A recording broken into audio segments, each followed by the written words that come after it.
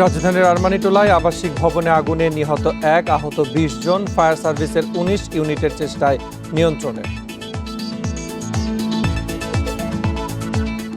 ভারতে করোনা বাড়ছেই, একদিনে ২,২৫৬ জনের মৃত্যু, নতুন রোগী শনাক্ত ৩,৩২,৫০৩ জন।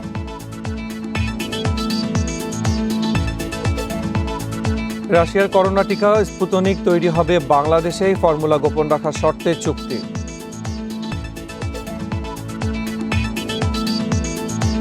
করোনায় মানসিক সমস্যা বেড়েছে উদ্বেগজনক হারে, ৪৬% বিষণ্ণতা, ৩৩% মানুষ দুশ্চিন্তায় ভুগছেন বলছে আইইডিসিআর।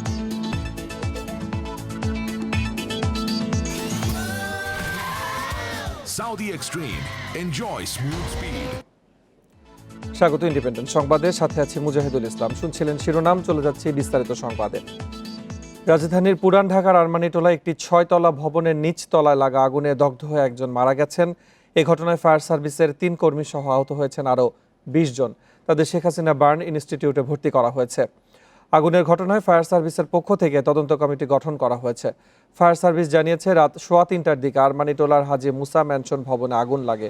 খবর পেয়ে ঘটনাস্থলে কাজ শুরু করে ফায়ার সার্ভিসের ১৯টি ইউনিট। প্রায় ১ ঘন্টা পর নিয়ন্ত্রণে আসে আগুন। প্রাথমিকভাবে ধারণা করা হচ্ছে ভবনটির নিচতলায় একটি দোকানে শর্ট সার্কিট থেকে আগুনের সূত্রপাত। সেখানে কেমিক্যাল মজুদ ছিল বলে জানিয়েছে ফায়ার সার্ভিস।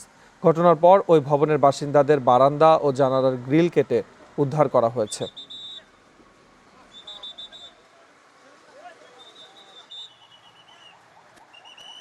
ছয়তলা বিল্ডিংয়ের নিচতলায় কেমিক্যালের আপনার দোকানগুলো আছে, সেখানে কেমিক্যালের মধ্যে আগুন লেগেছে।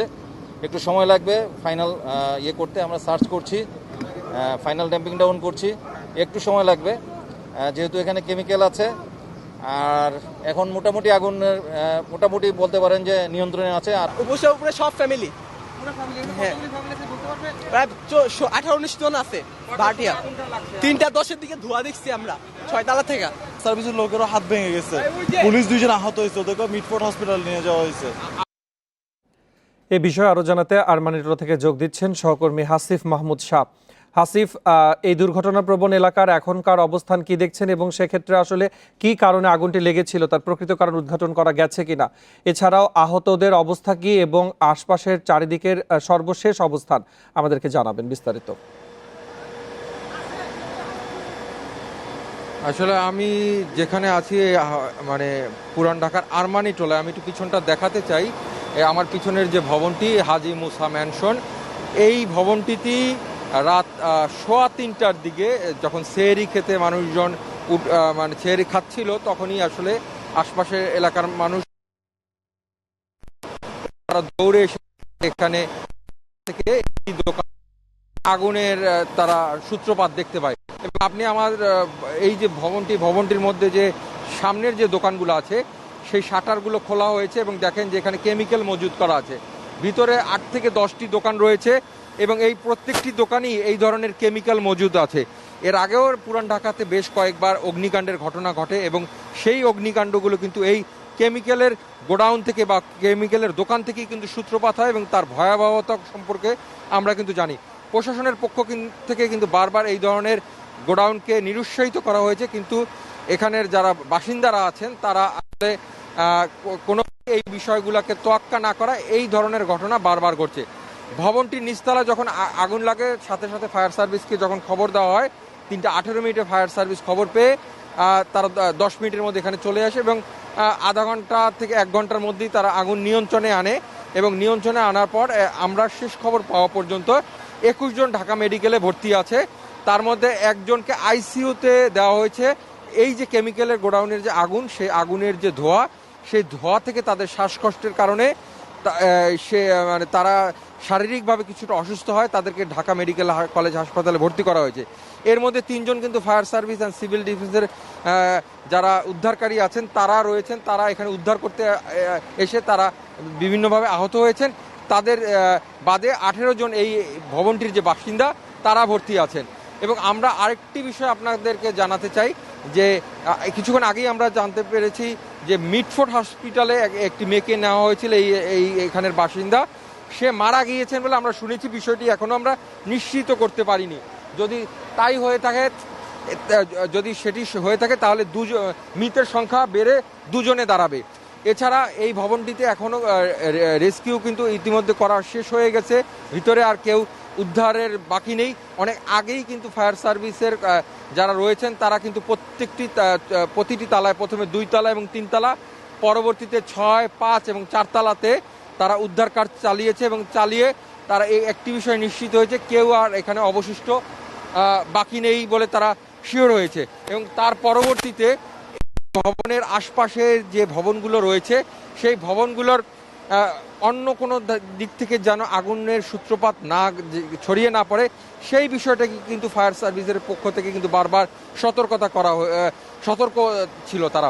এবং আপনাদের আমি একটু দেখাতে চাই যে অন্য ভবনগুলো রয়েছে লাগোয়া, সেই কিন্তু মানে সরিনি বলে তারা ধারণা করছেন। এবং এই যে নিচতলা আগুনটা লাগলেও সেইটার যে কেমিক্যালের যে মানে বিষাক্ত ধোঁয়া, সেই ধোঁয়ার কারণে উপরের যারা বাসিন্দা তারা কিন্তু খুব সহসাই আক্রান্ত হয় এবং তারা কিন্তু শ্বাসকষ্টে পড়ে যায়। এবং আমরা একটু আগে যে মিটফোর্ড হাসপাতালে যে নারীর মৃতের কথা শুনেছি, তিনি কিন্তু শ্বাসকষ্টজনিত কারণেই মারা গিয়েছেন বলে আমরা জানতে পেরেছি। এছাড়া আরেকটি বিষয় যে প্রথম যে লাশটি পাওয়া যায় এবং ফায়ার সার্ভিসের পক্ষ থেকে যে তার বিষয়ে কনফার্ম করা হয়, সেই বিষয়টা উনি কিন্তু নিচতলাতেই অবস্থা, তার পরিচয় নিশ্চিত করা যায়নি।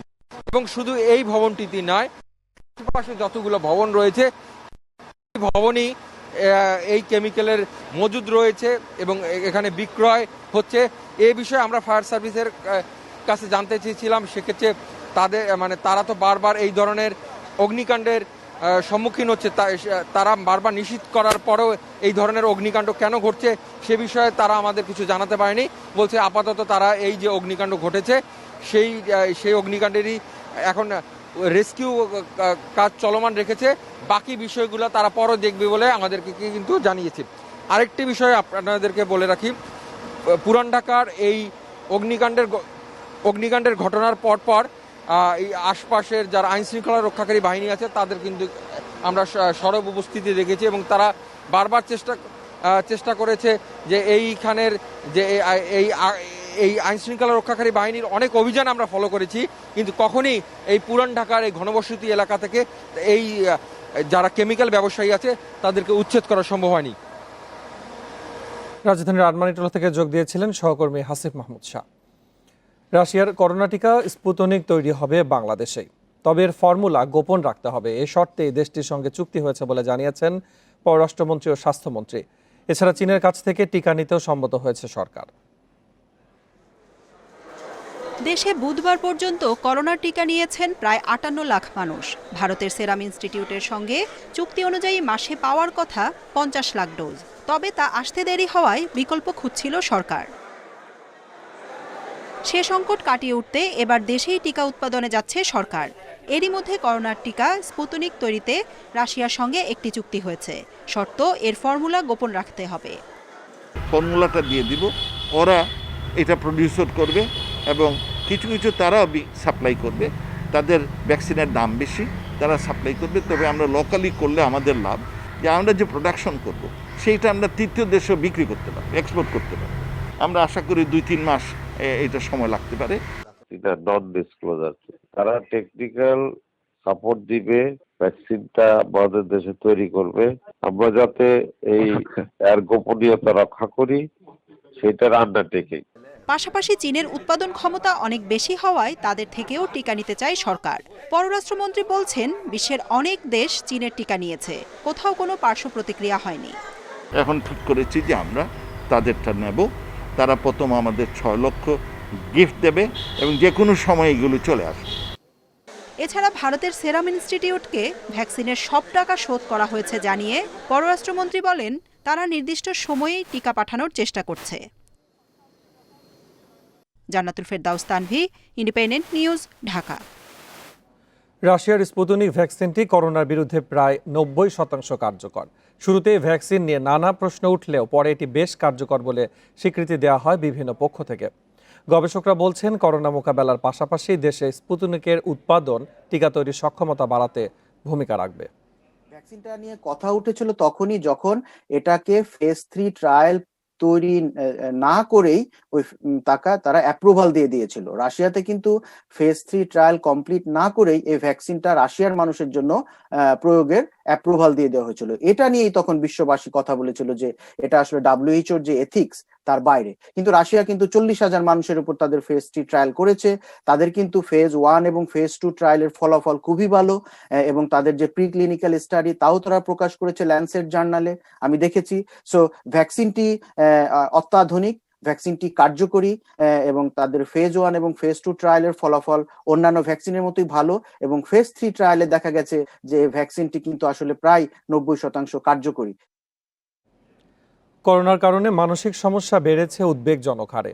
IADCR এর প্রতিবেদন বলছে 46% মানুষের মধ্যে আছে বিষণ্ণতা, দুশ্চিন্তায় ভুগছেন 33%, আর গত এক বছরে আত্মহত্যার প্রায় 14,000, যা যে কোনো বছরের চেয়ে অনেক বেশি।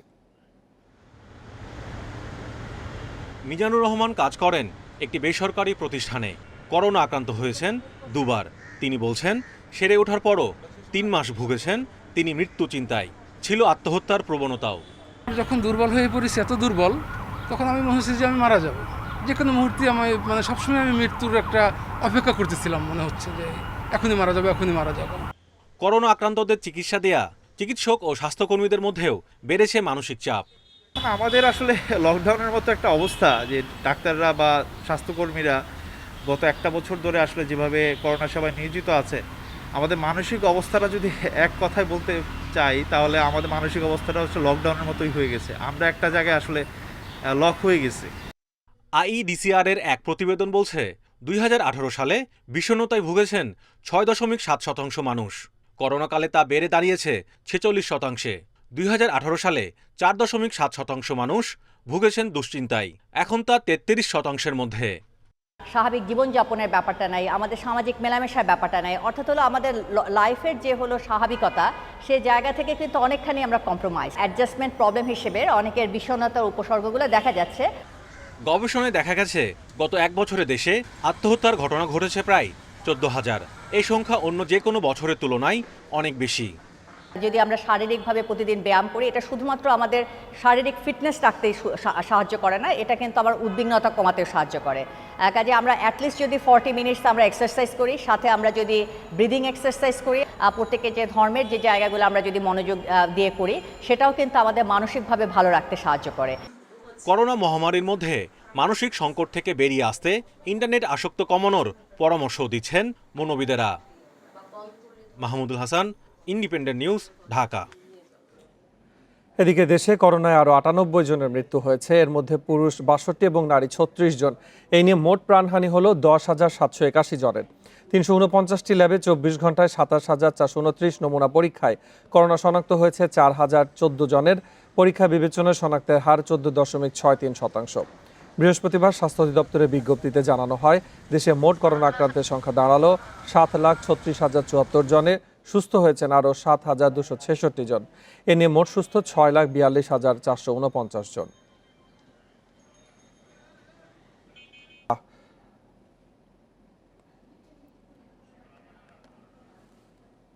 আসিফ, আরমানিটোলাতে আমরা গতকাল রাতে যে আগুনের ব্যাপারটি দেখেছিলাম এবং কিছু সংবাদের কিছু শুরুতেই আমরা যে ব্যাপারটি জানছিলাম, সেক্ষেত্রে বর্তমানের পরিস্থিতি সম্পর্কে আমাদেরকে জানাবেন। আচ্ছা, আমি সংবাদের শুরুতেই আপনাদেরকে জানিয়েছিলাম যে একজন নারী মারা গিয়েছেন বলে আমরা শুনতে পাচ্ছি। এই কিছুক্ষণ আগেই ফায়ার সার্ভিস এবং সিভিল ডিফেন্সের লেফটেন্যান্ট কর্নেল জিল্লুর রহমান, পরিচালক অপারেশনস, উনি আমাদেরকে বিষয়টা নিশ্চিত করেছেন। এবং আমি আপনাদেরকে একটু দেখাতে চাচ্ছি যে এই যে ভবনটির নিচে এই যে সামনের যে দোকানটি রয়েছে, পাশাপাশি যে দুটি দোকান দেখা যাচ্ছে, সেখানে কিন্তু প্রচুর পরিমাণ কেমিক্যাল মজুত করা আছে, আপনারা কিন্তু দেখতে পাচ্ছেন। আর যে মেয়েটি মারা গিয়েছে তার নাম হলো সুরাইয়া। সে ঢাকা ইডেন কলেজের শিক্ষার্থী এবং সে কিন্তু শ্বাসকষ্টজনিত সমস্যা নিয়ে মিটফোর্ড হাসপাতালে তাকে পাঠানো হয়েছে এবং সেখানেই তিনি মারা গিয়েছেন বলে আমাদের কিন্তু ফায়ার সার্ভিসের পক্ষ থেকে নিশ্চিত করা হয়েছে। এবং আপনারা দেখতে পাচ্ছেন যে ফায়ার সার্ভিসের কর্মীরা ভিতরে যে কেমিক্যাল রয়েছে, সেই কেমিক্যালগুলো তারা পানির মাধ্যমে সেগুলো পরিষ্কার করার চেষ্টা করছে এবং সেই কেমিক্যালের যে পানি সেটি কিন্তু ড্রেনের সাথে মিশে যাচ্ছে এবং তারা কিন্তু এখনো ভিতরে নিশ্চিত করেছে কেউ আর হতাহত বা কেউ কোনোভাবে আটকে নেই, এই বিষয়টা নিশ্চিত করা হয়েছে। এবং ফায়ার সার্ভিস এবং সিভিল ডিফেন্সের পক্ষ থেকে আরেকটি বিষয় জানানো হয়েছে যে তারা যাদেরকে পাঠিয়েছেন তাদের আর কেউ আশঙ্কাজনক অবস্থায় রয়েছে কিনা সেটি হয়তো হাসপাতাল কর্তৃপক্ষ বলতে পারবে।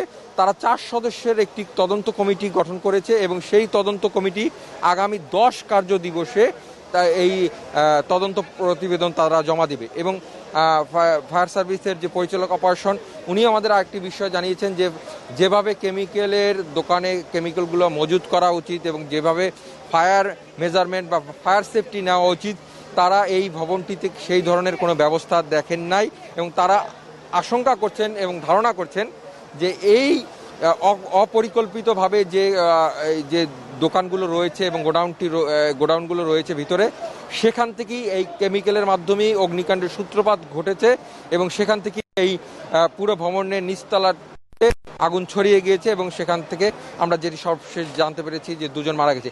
এছাড়া আরেকটি বিষয় আপনাকে কিন্তু আমি জানিয়ে রেখেছিলাম যে ঢাকা মেডিকেল কলেজ হাসপাতালে যে কয়জন রোগীকে পাঠানো হয়েছে সেখানে একজনকে কিন্তু আইসিইউ সাপোর্ট দেওয়া হয়েছে।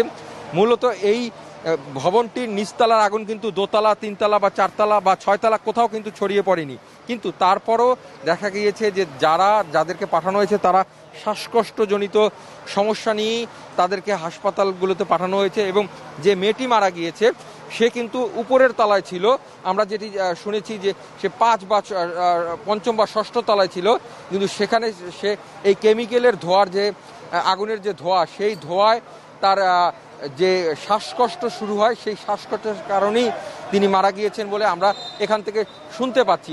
যদিও হাসপাতাল কর্তৃপক্ষ এই বিষয়টিকে আরও ভালোভাবে নিশ্চিত করতে পারবেন।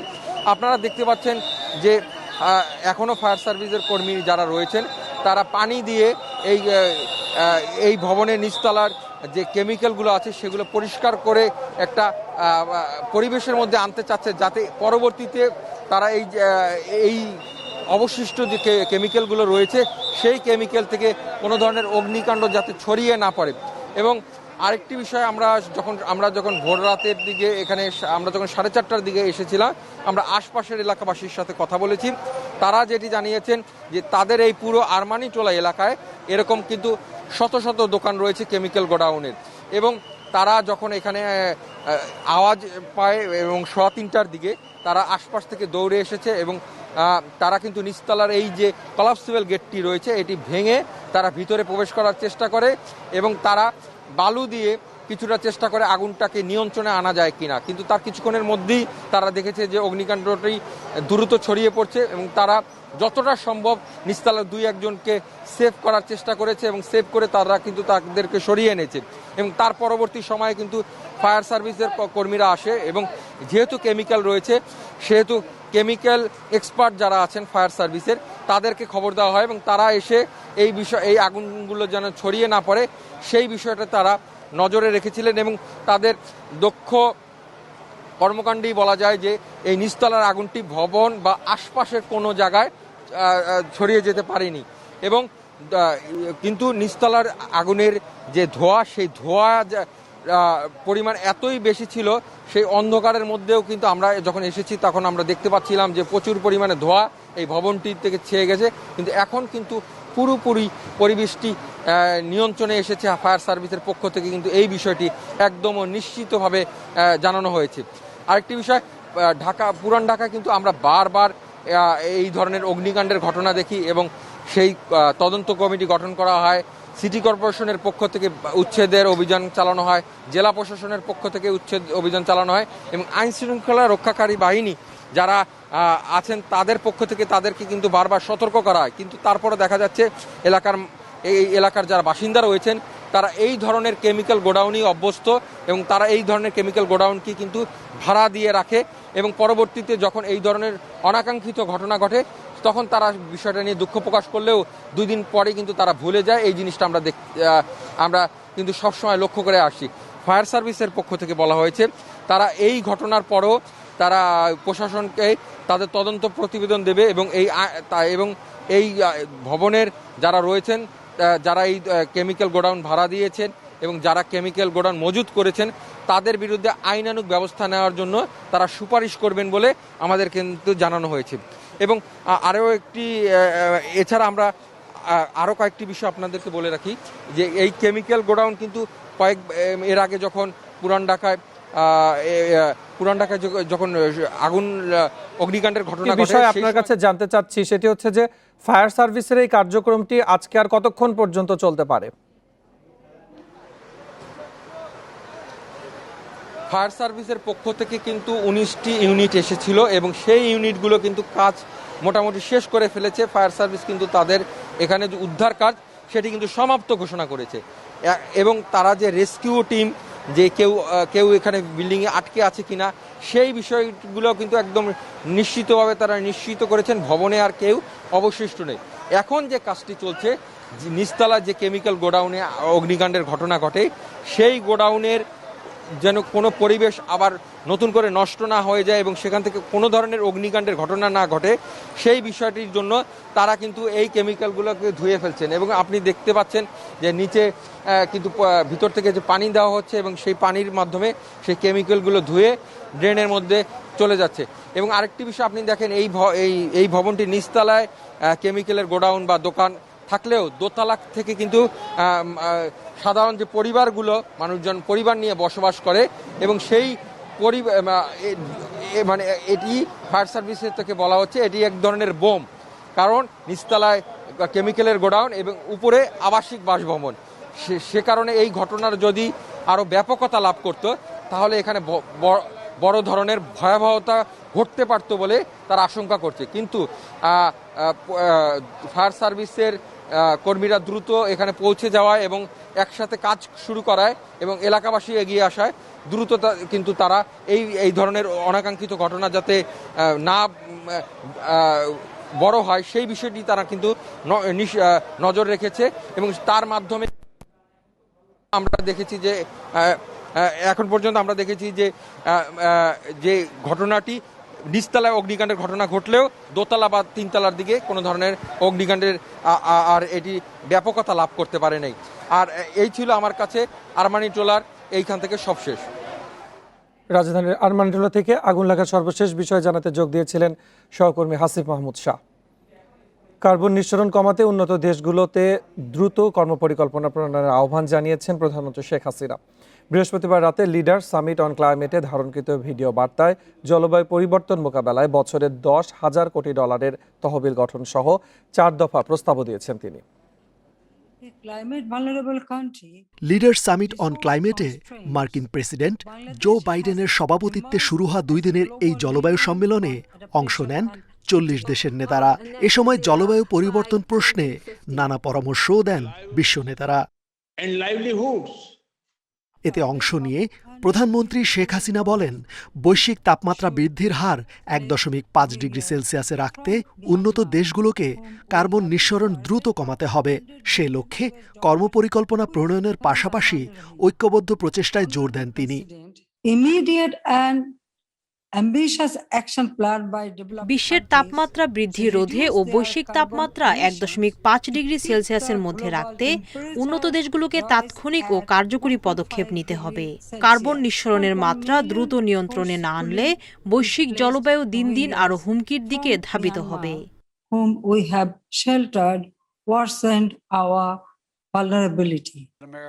জলবায়ু পরিবর্তন মোকাবিলায় বছরে $10,000 কোটি তহবিল নিশ্চিতের তাগিদও দেন শেখ হাসিনা।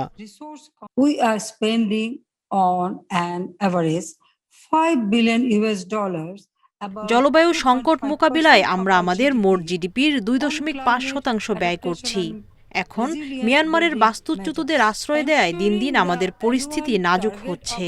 তবে বিশ্বজুড়ে এই সংকট নিরসনে বছরে $10,000 কোটি তহবিল নিশ্চিত করতে সবার সহযোগিতা প্রয়োজন, যাতে উন্নত ও অনুন্নত দেশগুলোর মধ্যে একটি ভারসাম্য তৈরি হয়। সম্মেলনে মিয়ানমারের বাস্তুচ্যুত 11 লাখ রোহিঙ্গাকে আশ্রয় দেয়া বাংলাদেশের ঝুঁকি আরও বাড়িয়ে দিয়েছে বলেও উল্লেখ করেন প্রধানমন্ত্রী। রেজওয়ানুল হক, ইন্ডিপেন্ডেন্ট নিউজ, ঢাকা। রাস্তাঘাটে মানুষের মধ্যে মাস্ক পরার প্রবণতা বাড়লেও দোকানগুলোতে মাস্ক বিক্রি প্রায় শূন্যের কোঠায় নেমেছে। দোকানদাররা বলছেন, মানের কথা চিন্তা না করে বেশিরভাগ মানুষই ফুটপাত থেকে মাস্ক কিনছেন। স্বাস্থ্যবিদরা বলছেন, সস্তা মাস্কের উপরে নির্ভরশীলতা করোনা পরিস্থিতিকে আরও জটিল করে তুলতে পারে। করোনা প্রতিরোধে স্বাস্থ্যবিধির অন্যান্য বিষয়গুলোর প্রতি উদাসীনতা থাকলেও মাস্ক পরার বিষয়ে বেড়েছে সচেতনতা। রাস্তাঘাটে মানুষের মধ্যে মাস্ক পরার প্রবণতা বাড়লেও মান নিয়ে দেখা দিয়েছে প্রশ্ন। অন্যদিকে ব্যবহারকারী বাড়লেও মাস্ক বিক্রিতে দেখা দিয়েছে মন্দা। রাজধানীর প্রতিষ্ঠিত সার্জিকাল মার্কেটগুলো ঘুরে দেখা যায় বেশিরভাগ ব্যবসায়ী অলস বসে আছেন। সার্জিকাল অন্যান্য সরঞ্জাম কিছুটা বিক্রি করতে পারলেও মাস্ক বিক্রি নেই বললেই চলে। কাস্টমার সারাদিনে 2-3টা কাস্টমার পাওয়া যায় না মাস্কের, যে 2-3 বক্স মাস্ক লাগবে। মার্কেট থেকে ইম্পোর্টেড যে অরিজিনাল চাইনিজ মাস্কগুলো, এগুলা কিনে নিয়ে বক্সগুলারে কপি করে আপনার নর্মাল মাস্কগুলো ওটার ভিতরে ভরে বিক্রি করে। সাধারণ পাবলিক মনে করে সেম জিনিস। আর এখন তো সব জায়গায় পাওয়া যায়, যেমন আপনাকে বাসে চড়েন, এই ভাই 2টা 4টা মাছ 10 টাকা এই যে বেচতেছে, মানুষ কিনতেছে তো মানুষ। ফুটপাতের ব্যবসায়ীরা বলছেন, বেশিরভাগ মাস্কই গাজীপুর, নারায়ণগঞ্জ ও কামরাঙ্গীরচরের ছোট ছোট কারখানায় তৈরি হয়।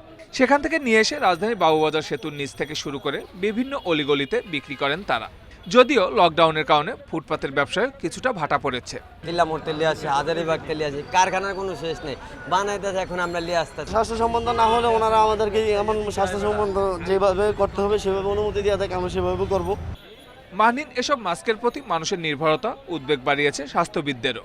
করোনা প্রতিরোধের সমস্ত আয়োজন শুধু মানহীন মাস্কের কারণে ভেস্তে যেতে পারে বলেও শঙ্কিত তারা। মাস্কের মান নির্ণয় এর ব্যাপারে কর্তৃপক্ষের দিক থেকে কঠোর দৃষ্টি এবং পর্যবেক্ষণ থাকা দরকার।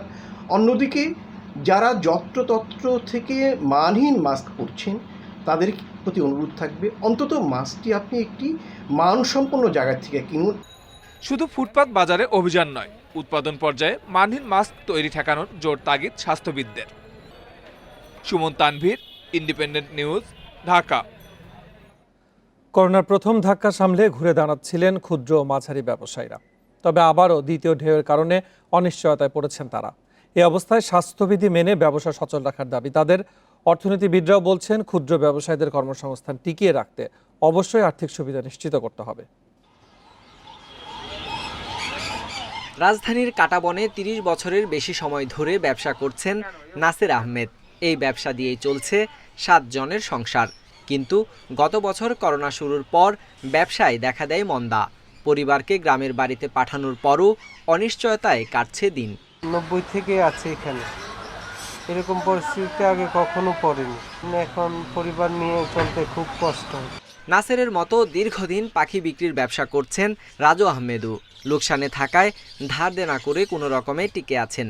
আমরা নিজেদের থেকেই কিছু লোন টোন করে আবার মোটামুটি গুছায় একটা জায়গায় চলে আসি, কিন্তু যখনই এটা চলে আসি তখনই আবার এই লকডাউনে আবার পড়ে গেলাম। আবার যে দামটা আসছে এতে আমরা মনে করেন একদম নিঃস্ব হওয়ার মতোই। ক্ষুদ্র এবং অতি ক্ষুদ্র ব্যবসার জন্য আলাদা আলাদা ফান্ড কিন্তু রাখা হয়েছে। সেই ক্ষেত্রে বাংলাদেশ ব্যাংক যদি বলে দেয় যে এখন থেকে প্রতিটা কমার্শিয়াল ব্যাংক যারা বড় ঋণগুলো দিচ্ছে তারা ক্ষুদ্র অতি ক্ষুদ্র ঋণগুলো দেবে, সেই ক্ষেত্রে কিছু আইনের পরিবর্তন করা প্রয়োজন। ব্যবসা প্রতিষ্ঠান বন্ধ থাকলেও কিভাবে ক্ষুদ্র ব্যবসায়ীদের কর্মসংস্থান সচল রাখা যায় তা বিবেচনার তাগিদ অর্থনীতিবিদদের। আয়টা করে যাতে তার সংসার নিয়ে সে টিকে থাকতে পারে, সেরকম একটা সুযোগ আমরা তাদের জন্য একটু বিবেচনায় আনতে পারি। অবশ্যই এখানে বিশেষজ্ঞদের মতামত বা সবার মতামতকেই আসলে দেখতে হবে, এবং সরকারের মহৎ উদ্দেশ্য হচ্ছে সংক্রমণটা কমানো, জনগণের কল্যাণ করা। তো সেখানে জনগণও যাতে আবার খুব বেশি পরিমাণে তারা এফেক্টেড না হয়, আমরা লাইফও দেখতে হবে, আমাদের লাইভলিহুডও দেখতে হবে। সরকার 1 লাখ কোটি টাকার বেশি প্রণোদনা দিলেও নানা শর্তের কারণে অনেকেই বঞ্চিত হয়েছেন বলে দাবি ক্ষুদ্র ব্যবসায়ীদের। Sohel Rana, independent News, Dhaka. লকডাউনে মুন্সিগঞ্জের পরিস্থিতি জানাতে যুক্ত হচ্ছেন সহকর্মী শুভ ঘোষ। শুভ, চলমান লকডাউনে আসলে মানুষের মধ্যে মানার প্রবণতাটা কেমন দেখছেন, এবং আজকে সাপ্তাহিক ছুটির দিন শুক্রবার, সেক্ষেত্রে মানুষের যাতায়াত কি পরিমাণ রয়েছে এবং এই বিষয়গুলোকে নজরদারির জন্য প্রশাসন আসলে কি ধরনের ব্যবস্থা নিচ্ছেন? দেখুন, আসলে লকডাউনের প্রথম দিকে প্রশাসনের যে তৎপরতা ছিল এবং মানুষের মধ্যে স্বাস্থ্যবিধি মানা এবং মাস্ক পরার যে সচেতনতা বোধ ছিল সেটি কিন্তু একেবারেই কমে যাচ্ছে দিন দিন। এবং যতটা ঢিলেঢালাভাবে আসলে লকডাউন আসলে সম্ভব সেটি কিন্তু আমরা দেখেছি। আমরা সাপ্তাহিক ছুটির দিনগুলো ছাড়াও কিন্তু আমরা দেখেছি যে স্বাভাবিক সময়ের মতোই কিন্তু সড়কগুলোতে আসলে যানবাহনের পাশাপাশি মানুষের উপস্থিতি রয়েছে। সিএনজি, অটোরিকশা পাশাপাশি কিন্তু গণপরিবহন গুলো বন্ধ থাকার কথা থাকলেও সেগুলোও কিন্তু আমরা দেখছি যে মুন্সিগঞ্জে চলছে। এবং স্বাস্থ্যবিধি মানতে সরকার পক্ষ থেকে আসলে যে ধরনের নির্দেশনা দেওয়া হয়েছে, আমরা কিন্তু দেখেছি যে অধিকাংশ ক্ষেত্রেই সেটি কিন্তু প্রতি মুহূর্তেই উপেক্ষিত হচ্ছে স্বাস্থ্যবিধি। কারণ সাধারণ মানুষকে আসলে মাস্ক পরতে প্রশাসনের পক্ষ থেকে প্রথম দিক থেকে আসলে জরিমানা করা হলেও এবং নানাভাবে সচেতন করা হলেও করোনা সম্পর্কে, তবে দিন যতই বাড়ছে সেই প্রশাসনের পক্ষ থেকে তৎপরতা যত কমে এসেছে, মানুষের মধ্যেও কিন্তু মাস্ক পরার যে প্রবণতা সেটিও কিন্তু আসলে কমতে থাকছে। তবে সবকিছু মিলিয়ে যদি বলা চলে যে আপনি জানেন যে উচ্চ সংক্রমণ হারে মুন্সিগঞ্জ জেলার অবস্থান কিন্তু মৌলভীবাজারের পরেই দ্বিতীয় অবস্থানে রয়েছে এবং এখানে কিন্তু প্রতি 5 জনের নমুনা পরীক্ষায় 1 জনের ফলাফল পজিটিভ আসছে বলে কিন্তু আমরা জেলা সিভিল সার্জনের তথ্য অনুযায়ী জানতে পেরেছি। আমি যদি ছোট্ট করে একটু পরিসংখ্যানটি বলে রাখি, এই পর্যন্ত কিন্তু জেলায় প্রায় 25,000-এরও বেশি নমুনা পরীক্ষায় কিন্তু প্রায় 5,470 জনের ফলাফল কিন্তু পজিটিভ এসেছে এবং বিগত 24 ঘন্টায় কিন্তু 146টি নমুনা পরীক্ষার মধ্যে পাওয়া 115টি ফলাফলের মধ্যে প্রায় 24 জনের কিন্তু পজিটিভ এসেছে। এছাড়াও কিন্তু এই জেলায় এখন পর্যন্ত প্রায় 70 জন মানুষ আসলে মৃত্যুবরণ করেছে। সব মিলিয়ে আসলে করোনা সংক্রমণ ঠেকাতে সরকার পক্ষ থেকে যে লকডাউন দেয়া হয়েছে, মানুষের এমন অবাধ যাতায়াত এই সংক্রমণ ঠেকাতে আসলে কি ধরনের ভূমিকা রাখবে, তো এটি নিয়েও কিন্তু একটি প্রশ্ন থেকে যায়। তো এই ছিল আমার কাছে মুন্সিগঞ্জের লকডাউন পরিস্থিতির এখনকার সবশেষ তথ্য। মুন্সিগঞ্জ থেকে যোগ দিয়েছিলেন সহকর্মী শুভ ঘোষ। এখন পর্যন্ত রানা প্লাজায় বেঁচে যাওয়া শ্রমিকদের 57 বেকার, পাশাপাশি 43 শ্রমিক যারা বিভিন্ন পেশায় নিয়োজিত ছিলেন, শারীরিক পরিস্থিতির কারণে প্রায় কাজ পরিবর্তন করতে হয়েছে তাদের। রানা প্লাজা ট্র্যাজেডিতে বেঁচে যাওয়া 200 শ্রমিকের শারীরিক, মানসিক এবং অর্থনৈতিক অবস্থা নিয়ে অ্যাকশন-এইড বাংলাদেশের এক গবেষণায় উঠে এসেছে এসব তথ্য। এদের মধ্যে শারীরিকভাবে সম্পূর্ণ সুস্থ হয়েছেন 27.5% এবং মানসিকভাবে 25.5% শ্রমিক। বেশিরভাগের বাড়ি ভাড়া, খাবার, চিকিৎসা, শিক্ষার পেছনে মাসিক 10,000 টাকার বেশি ব্যয় হয়। কিন্তু করোনা পরিস্থিতির কারণে এসব শ্রমিকের আয় কমেছে। গবেষণা বলছে আহত শ্রমিকদের 92% শ্রমিক করোনার সরকারি প্রণোদনা পায়নি। এসব শ্রমিকদের সাহায্য নিশ্চিতে রানা প্লাজা ট্রাস্ট ফান্ডের ব্যবহার, এলাকাভিত্তিক চিকিৎসার ব্যবস্থা এবং রানা প্লাজার মামলা দ্রুত নিষ্পত্তির তাগিদ দেন গবেষকেরা। আমাদের গবেষণায় কিন্তু বলা হয়েছে যে অনেকে ফ্যাক্টরিতে ফিরে যেতে পারেন নাই। তার একটা কারণ কিন্তু ট্রমা এবং ভয়, আরেকটা কারণ হলো যে তাদের যে ফিজিক্যাল যে প্রবলেমগুলো আছে সেই ফিজিক্যাল প্রবলেমগুলোর কারণে তাদেরকে ফ্যাক্টরি নিতে চায়নি। এসএসসি ও সমমানের পরীক্ষা নেওয়ার সব প্রস্তুতি শেষ করেছে শিক্ষা বোর্ড। স্কুল খোলার পর এ পরীক্ষা কবে নেওয়া হবে সে বিষয়টি চূড়ান্ত হবে। সেই সঙ্গে সশরীরে পরীক্ষা নেওয়া ছাড়া কিভাবে মূল্যায়ন করা যায় সেটি নিয়েও কাজ করছে বোর্ড। শিক্ষা মন্ত্রণালয়ের সবশেষ সিদ্ধান্ত অনুযায়ী স্কুল খোলার কথা আগামী 22 মে। এরপর 60 দিন ক্লাস নিয়ে 15 দিন সময় দিয়ে এসএসসি ও সমমানের পরীক্ষা নেয়ার সিদ্ধান্ত আছে এখনও। এজন্য সংক্ষিপ্ত সিলেবাসও করা হয়েছে। এদিকে করোনা সংক্রমণ বাড়ায় ঘোষিত সময়ে স্কুল খুলবে কিনা সেটি নিয়ে রয়েছে অনিশ্চয়তা। তাই এসএসসি পরীক্ষা কবে হবে, কিভাবে হবে সেটি নিয়ে পরীক্ষার্থীরাও রয়েছেন দুশ্চিন্তায়। আমরা আমাদের পরীক্ষা নিয়ে চিন্তায় আছি। পরীক্ষাটা যেন ভালোভাবে হয় সেই আশাই করছি। বোর্ড বলছে পরীক্ষা নেয়ার সব ধরনের প্রস্তুতি নেওয়া হয়েছে। শিক্ষার্থীদের বাসায় বসে যতটুকু সম্ভব পড়াশোনার সাথে থাকার আহ্বান তাদের। বোর্ড বলছে পরীক্ষার প্রশ্নপত্র তৈরির কাজ শেষ। কেন্দ্র বাড়িয়ে এবার স্বাস্থ্যবিধি মেনে পরীক্ষা নেয়ার পরিকল্পনাও নেওয়া হয়েছে। এদিকে করোনা পরিস্থিতির উন্নতি না হলে সশরীরে পরীক্ষা না নিয়ে বিকল্প কি করা যায় সেটি নির্ধারণের জন্য একটি কমিটি গঠন করা হয়েছে। সায়েন্স আর আর্টস একসাথে করলাম না, সেন্টারে ভিড় হলো না। এই বিভিন্ন ধরনের প্রক্রিয়ার মধ্য দিয়ে আমরা চেষ্টা করব স্বাস্থ্যবিধিটা মানার, এই ধরনের পরিকল্পনা আছে। আর বড় বড় সেন্টারগুলিকে আমরা একটু ভাঙার চিন্তা করছি এবং সেটা অবশ্যই লোকাল প্রশাসনের মতামতের ভিত্তিতে। এদিকে শিক্ষকরা বলছেন অনলাইনে যতটুকু সম্ভব সিলেবাস শেষ করছেন তারা। স্কুল খুললে কম সময় ক্লাস নিয়েই পরীক্ষা নেওয়া সম্ভব বলে মত তাদের। আমরা ইতিমধ্যে কিন্তু তাদের কোর্স কমপ্লিট করেছি আমরা, সংক্ষিপ্ত সিলেবাস। এখন তারা প্র্যাকটিক্যালি যদি আমরা 2 সপ্তাহ ক্লাস পাই, তারা আসে এবং সেটার একটা রিকভারি হবে এবং তারা ভালো রেজাল্ট করতে পারবে।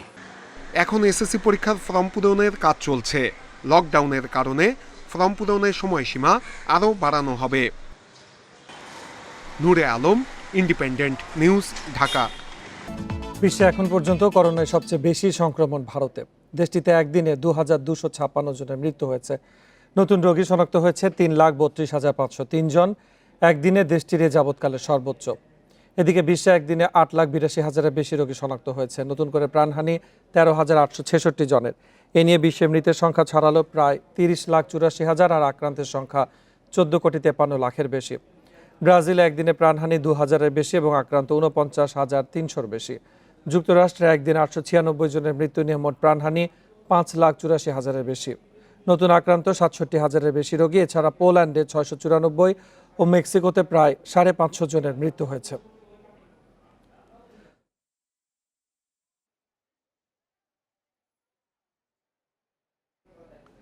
লিওনেল মেসির জোড়া গোলে লা লিগায় বড় জয় বার্সেলোনার। নো ক্যাম্পে গেতাফেকে হারিয়েছে 5-2 গোলে। এই জয় 3 নম্বরে উঠে আসলো কোম্যানের দল। ম্যাচের শুরু থেকে আক্রমণাত্মক বার্সা মাত্র 8 মিনিটে বুস্কেটসের পাস থেকে বল পেয়ে দুরন্ত গতিতে ছুটে গোল দেন মেসি। তবে 4 মিনিট পরে আত্মঘাতী গোলের সমতায় ফেরে গেতাফে। কিছুক্ষণ পর আবারও আত্মঘাতী গোল ম্যাচে এবার অবশ্য এগিয়ে যায় বার্সা। প্রথমার্ধের শেষ দিকে জোড়া পূর্ণ করেন মেসি। বিরতির পর পেনাল্টি থেকে গোল দিয়ে ম্যাচে ফেরার চেষ্টা করে গেতাফে, কিন্তু লাভ হয়নি। আরোহ আর গ্রিজম্যানের গোলে 5-1 ব্যবধানের জয় নিয়ে মাঠ ছাড়ে বার্সা। এদিকে হুয়েস্কাকে 2-0 গোলে হারিয়ে আবারও শীর্ষে আতলেতিকো। সমান 32 ম্যাচ খেলে আতলেতির চেয়ে 3 পয়েন্ট পিছিয়ে আছে দ্বিতীয় অবস্থানে থাকা রিয়াল। ক্যান্ডি টেস্টের দ্বিতীয় দিনেও বাংলাদেশের দাপট। 150 করেছেন শান্ত। দেশের বাইরে প্রথম সেঞ্চুরির দেখা পেয়েছেন মমিনুল। তাতে শ্রীলঙ্কার বিপক্ষে বড় স্কোর টাইগারদের। দিনের শেষ ভাগে বৃষ্টিতে 25 ওভার খেলা হয়নি। 4 উইকেটে 474 রান নিয়ে তৃতীয় দিন শুরু করবে বাংলাদেশ। প্রথম দিনে শ্রীলঙ্কার সামনে চীনের পাহাড় গড়েছিলেন শান্ত মমিনুল জুটি। ক্যান্ডিতে দ্বিতীয় দিনেও স্বস্তি মেলেনি স্বাগতিক বোলারদের। লাকমল কুমারার পেস যেমন ব্যর্থ, ততোধিক ব্যর্থ ধনঞ্জয় হাসারাঙ্গার স্পিন। বিপদ ঘটতে না দেওয়ার পণ থেকেই প্রথম সেশনে ধীরে খেলা। বিনা উইকেটে 76 যোগ করে দলের রানকে 378-এ নিয়ে যান 2 অপরাজিত ব্যাটসম্যান। লাঞ্চের আগেই আসে দেশের বাইরে মমিনুলের প্রথম সেঞ্চুরি। টাইগার অধিনায়কের আগের 10টি সেঞ্চুরির সবগুলোই দেশের মাটিতে।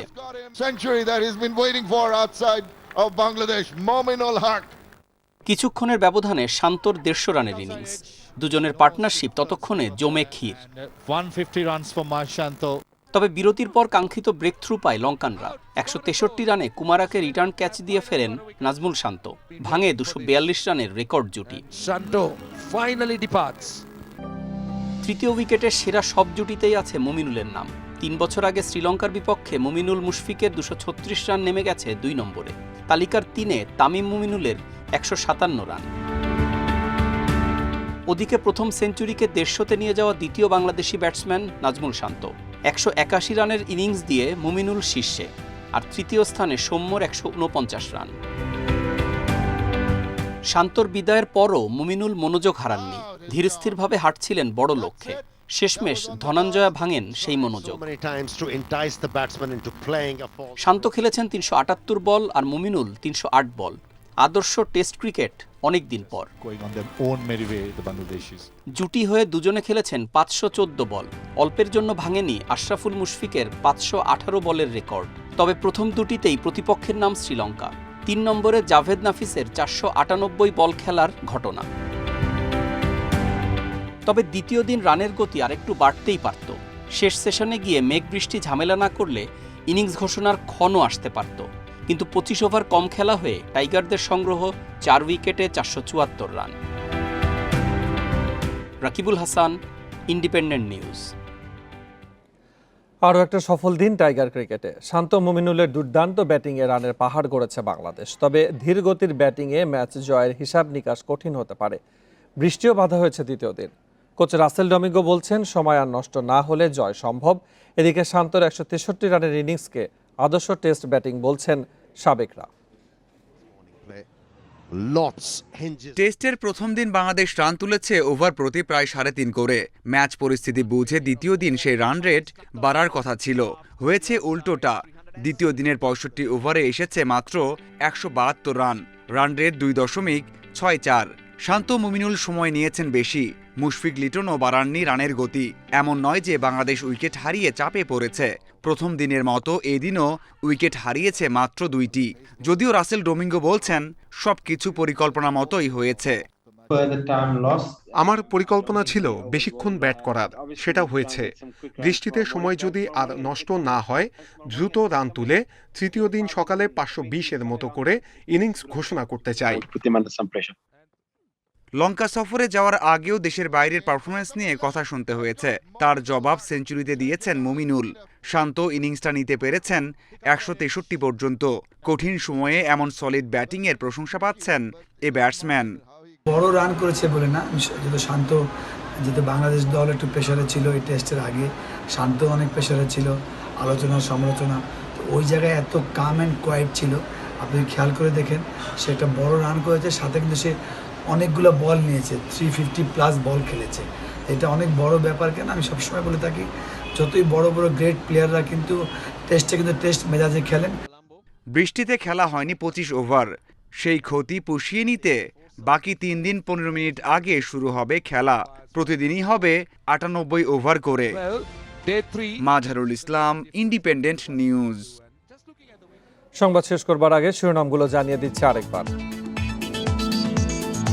রাজধানীর আরমানিটোলায় আবাসিক ভবনে আগুনে নিহত 2, আহত 21 জন। রাসায়নিকের গুদাম ছিল বলছে ফায়ার সার্ভিস।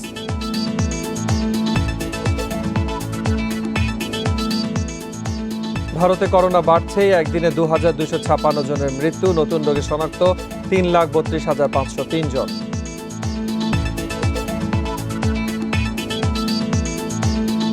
রাশিয়ার করোনা টিকা স্পুতনিক তৈরি হবে বাংলাদেশেই, ফর্মুলা গোপন রাখার শর্তে চুক্তি।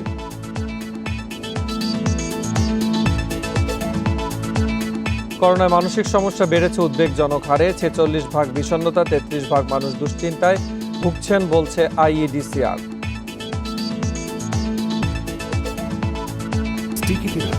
কাঠ, গাড়ি অথবা বাড়ি, সব রঙে কার্যকরী। এই ছিল এখনকার ইন্ডিপেন্ডেন্ট সংবাদ। এছাড়া ইন্ডিপেন্ডেন্ট টেলিভিশনের সব খবর বিস্তারিত জানতে চোখ রাখুন ফেসবুক, ইউটিউব ও টুইটারে। আমন্ত্রণ আমাদের পরবর্তী আয়োজন।